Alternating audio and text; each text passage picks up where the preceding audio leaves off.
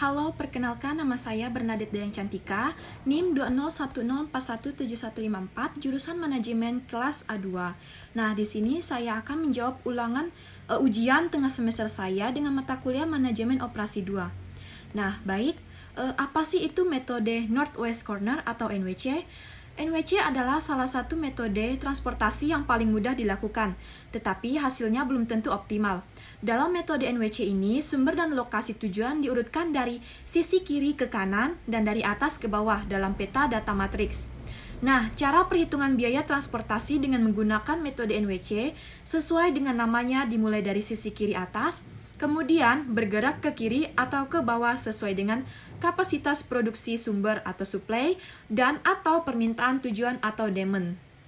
Nah, aturan yang berlaku pada metode NWC ini adalah yang pertama, mengalokasikan awal nilai sel ditetapkan pada sel yang berada di ujung kiri atas tabel. Nah, nilai sel awal tergantung pada kendala-kendala supply dan demand untuk sel. Langkah-langkah dalam menentukan solusi awal dari metode ini adalah yaitu alokasikan nilai sebesar mungkin pada sel X11 dengan memperhatikan kendala supply dan demand.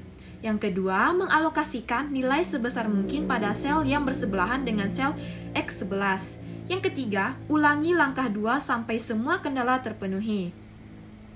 Nah, yang kedua itu adalah metode least cost atau metode LC.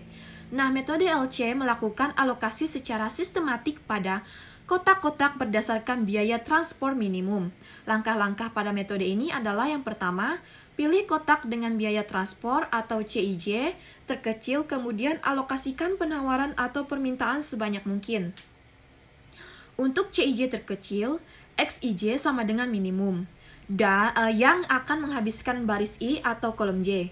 Baris I atau kolom J yang telah dihabiskan akan dihilangkan. Yang kedua, dari sisa kotak yang ada atau kotak yang tidak dihilangkan, pilih lagi CIJ terkecil dan alokasikan sebanyak mungkin pada baris I atau kolom J. Yang ketiga, proses ini akan terus berlanjut sampai semua penawaran dan permintaan terpenuhi. Nah, yang ketiga adalah metode Vogel's Approximation Method atau metode FAM. Metode ini memiliki teknik pengerjaan yang berbeda, yang mana dua teknik sebelumnya menggunakan teknik yang dilakukan secara berulang-ulang untuk mendapatkan solusi optimal. Pada metode FAM ini, sekali kita menentukan alokasi pada satu sel, maka alokasi tersebut tidak berubah lagi. Nah, yang keempat, metode MODI atau Modified Distribution. MODI merupakan metode penyelesaian kasus transportasi yang dikembangkan dari metode stepping stone. Nah, cara mencari solusi optimum MODI ini yang pertama, tentukan solusi awal menggunakan salah satu metode Northwest Corner minimum cost Vogel. Yang kedua, hitunglah nilai UI atau VJ untuk setiap baris dan kolom dengan formula UI tambah VJ sama dengan CIJ.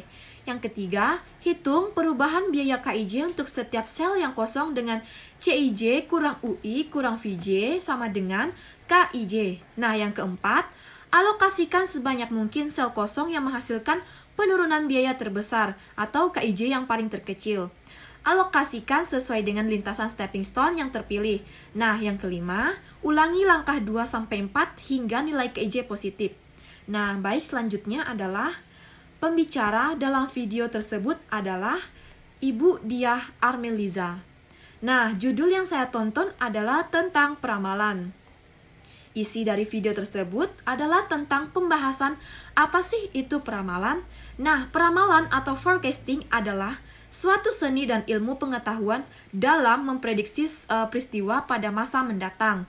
Nah, untuk waktunya ada 3 kategori.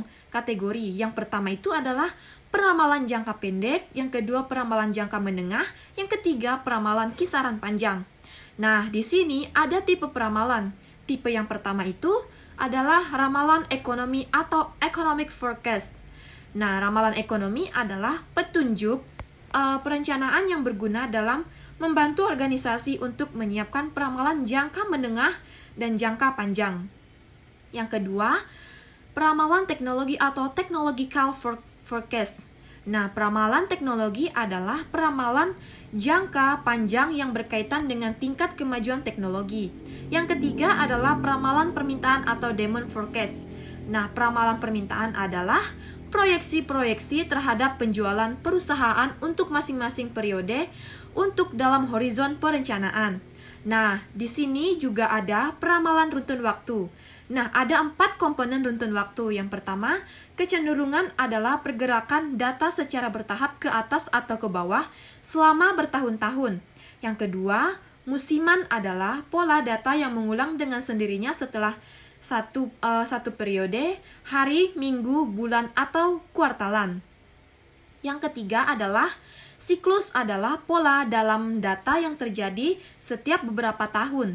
Yang keempat, variasi secara acak adalah blip di dalam data yang disebabkan oleh adanya peluang dan situasi yang tidak seperti biasanya. Nah, dalam peramalan runtun waktu ada 2 rumus yang dipergunakan, yaitu yang pertama pergerakan rata-rata. Untuk pergerakan rata-rata, rumusnya adalah jumlah permintaan dalam periode sebelumnya dibagi N. Nah, pergerakan rata-rata bobot, kalau untuk pergerakan rata-rata bobot ini rumusnya adalah untuk jumlah bobot untuk periode tertentu dikali permintaan dalam periode tertentu dibagi dengan jumlah bobot. Nah, selanjutnya adalah dengan menggunakan peramalan runtun waktu. Di sini ada penghalusan eksponensial dan penghalusan konstan. Rumusnya adalah peramalan baru sama dengan peramalan periode sebelumnya ditambah alfa dikali permintaan aktual periode sebelumnya dikurang peramalan periode sebelumnya. Nah, kalau untuk penghalusan konstan rumusnya itu adalah Ft sama dengan Ft min 1 ditambah alfa dikali At min 1 dikurang Ft min 1. Nah, selanjutnya mengukur kesalahan peramalan kita menggunakan yaitu deviasi rata-rata yang absolut, di mana rumusnya adalah MAD sama dengan jumlah dari tanda mutlak aktual dikurangi peramalan dibagi dengan N. Untuk kesalahan rata-rata yang dikuadratkan rumusnya adalah MSE sama dengan jumlah dari mutlak kesalahan peramalan dikuadratkan dibagi dengan N. Nah, di sini juga ada peramalan dalam sektor jasa. Nah, peramalan dalam sektor jasa memerlukan laporan permintaan dalam jangka pendek yang baik bahkan interval per 15 menit. Nah, permintaan selama hari libur atau dalam peristiwa cuaca tertentu juga harus ditelusuri. Baik, sekian penjelasan dari saya. Kurang lebihnya saya mohon maaf, saya ucapkan terima kasih.